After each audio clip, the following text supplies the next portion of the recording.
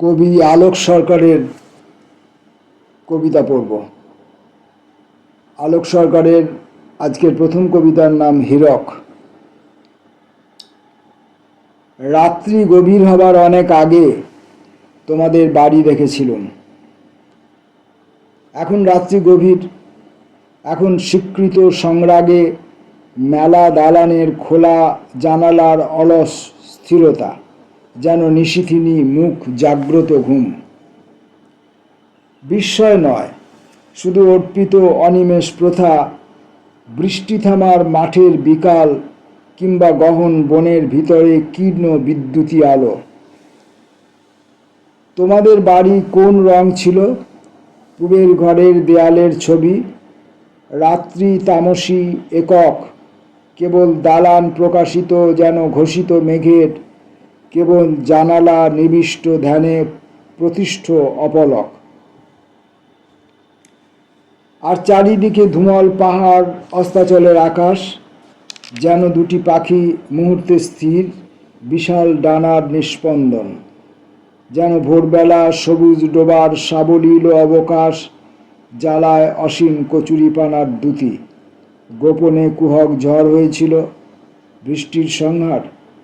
তোমাদের বাড়ি অপসৃত, আর রাত্রি গহন হীরক, কেবল একটি মন্ত্র, একটি স্ফূর্ত প্রতিশ্রুতি। পরবর্তী কবিতার নাম অনির্ভর। অসমান পথগুলি শেষ হলো, এবার আমরা খুব দ্রুত যাব। এমনকি কোনো গোলাপ ফুলেরও প্রতিবাদ নেই, খর রৌদ্রের নিবারণ নেই, সহজ দাঁড়াবো যে কোনো মাটিতে। অনিশ্চয়তা ভালো নয়, আর স্বচ্ছ নিশীথে পূর্ণিমা হবে। দূরের বাড়িটা, জানলা দরজা সব নিয়ে সাদা স্পষ্ট প্রতিশ্রুতি। প্রতিশ্রুতি ছিল গূঢ় ব্যবহারে, ঘোরানো সিঁড়িটা চটা ওটা কিছু লাল মরচের, কেবল একটি শালিক অলস হলুদ ঘাসের। অমোঘ নিষ্পৃহ অনুভূতি, ছাদের উপর নির্মেঘ নীল দেখায়। শুধু জাগ্রত নির্বেগ নীল, অমলিন গৈরিক, যে কোনো উদার পটভূমি আনে আমাদের বিবেচনা, মনোনীত করে হিম সামর্থ্য পীত সামর্থ্য। হলুদ ঘাসের উপর শালিক একটি রচনা, তামসী মাটির তাপিত পাতার। এখন আমরা প্রথম, আমরা ছিন্ন অর্থ, অনির্ভরতা যে কোনো পথের সম্ভাবনার। গত কয়েকদিন ধরে কয়েকটি ভিডিওতে আমরা কবি আলোক সরকারের হিমপ্রহর কাব্যগ্রন্থ থেকে কয়েকটি করে কবিতা পড়েছি। আজকেও সেই হিমপ্রহর কাব্যগ্রন্থের দুটি কবিতা পড়লাম। দুটি কবিতার মধ্যে প্রথম কবিতাটির নাম ছিল হীরক এবং দ্বিতীয় কবিতাটির নাম ছিল অনির্ভর। এরপর আমরা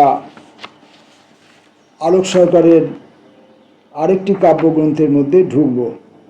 কাব্যগ্রন্থটির নাম তমশঙ্খ। তমশঙ্খ কাব্যগ্রন্থটি কবি তার কবিবন্ধু শ্রী সুব্রত রুদ্রকে উৎসর্গ করেছিলেন। এই কাব্যগ্রন্থের প্রথম কবিতাটি, যেটি এখন পড়ব, নিরভিমান।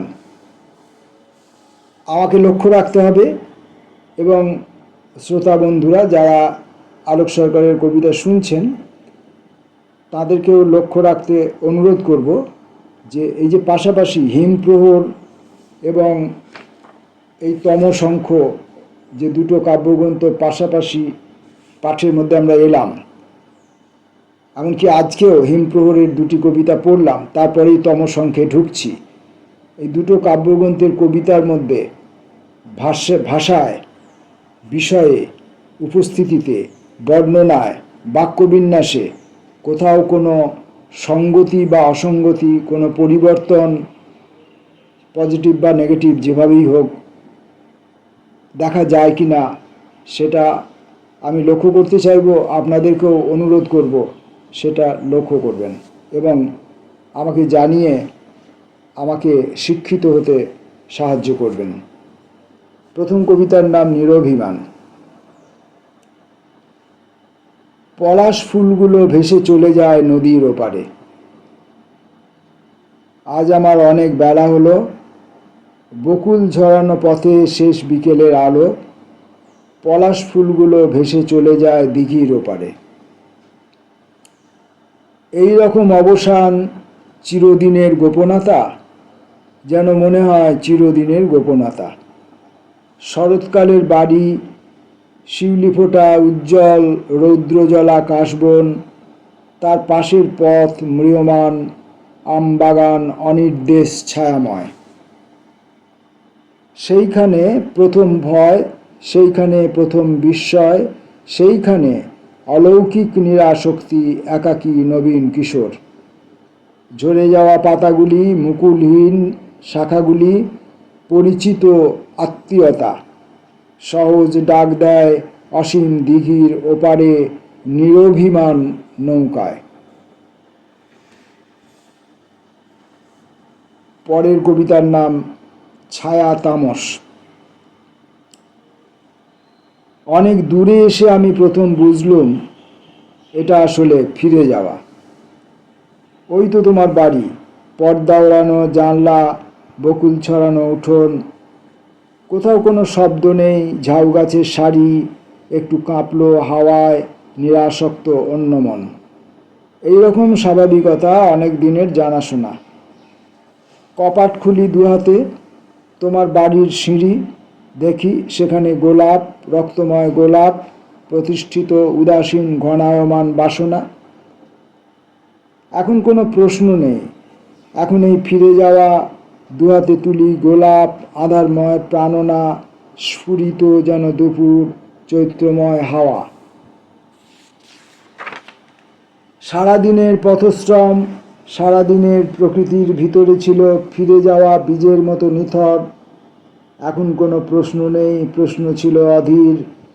তুলনামূলক গোলাপ, তুলনামূলক রাত্রি, আজ কেবল রক্তপুষ্প, চিরায়মান বিন্যাস, চিরায়মান ছায়া তামস, আর আমার ফিরে আসা। আজকের মতো আরেকটি কবিতা পড়ব এই কাব্যগ্রন্থ থেকে, নির্দেশ। এটা যে তোমার বাড়ি তা আমার জানা, তুমি কিছুই জানো না। আমি এখানে এসেছি, আজকের আকাশ নীল, এখন শরৎকাল। দরজা জানলা বন্ধ, কোথাও শব্দ নেই, লোকজনের আনাগোনা। এই তো আমার নির্দেশ দেখছি, তোমার বাগান, শিউলি ছড়ানো মাটি, মাধবীলতা উঠেছে, ছুঁয়েছে ছাদের কার্নিশ, জবাগুলোর লাল। বেলা প্রায় শেষ, বাড়ি যাবার সময়। তোমার বাড়ি ভুলে তুমি এখন কোথায়?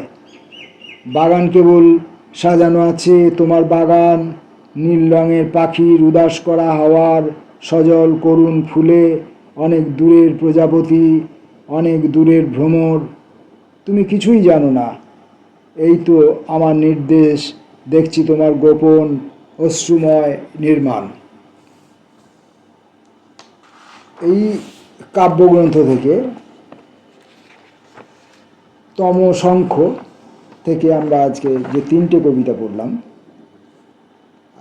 কথা প্রসঙ্গে যেটা আমরা ভেবেছিলাম, বলেছিলাম, চেষ্টা করতে চেয়েছিলাম যে আগের কাব্যগ্রন্থটির আর এই কাব্যগ্রন্থটির মধ্যে কোনো রকম কোনো তফাৎ আছে কিনা। কন্টেন্ট বিষয়ে আমার এখনো পর্যন্ত এই তিনটে কবিতা পড়ে মনে হলো কন্টেন্ট বিষয়ে এখনো পর্যন্ত তেমন কোনো পরিবর্তন নেই। শরৎকাল, গোলাপ, জানালা, এইসব বিষয়গুলি রয়েছে, একই রকমভাবে উপস্থিত রয়েছে। এদের অনুষঙ্গ, এদের দেখা, এদেরকে অনুভব করা, এদের সঙ্গে কবির সম্পর্ক, এদের সঙ্গে কবির কোনো এক নিকট ব্যক্তির সম্পর্ক, এবং এদের উপস্থিতিতে কবির এবং সেই নিকটবর্তী ব্যক্তির পারস্পরিক সম্পর্ক ইত্যাদি এই কবিতাগুলোর মধ্যে বিধৃত হয়েছে একই রকমভাবে আগের কাব্যগ্রন্থের মতোই। কিন্তু তিনটে কবিতা পড়ে যেটা পরিবর্তন যেটা লক্ষ্য করলাম সেটা হচ্ছে এই কবিতায় ভাষা অনেক সাবলীল, অনেক মুখের ভাষা, অনেক সহজ ভাষা, দৈনন্দিনের ভাষা। এখানে সাধু শব্দের ব্যবহারের প্রবণতা কম এবং বাক্যগুলিকে অনির্দিষ্ট বা অশেষ হতে দেবার প্রবণতাও প্রায় নেই। ধন্যবাদ।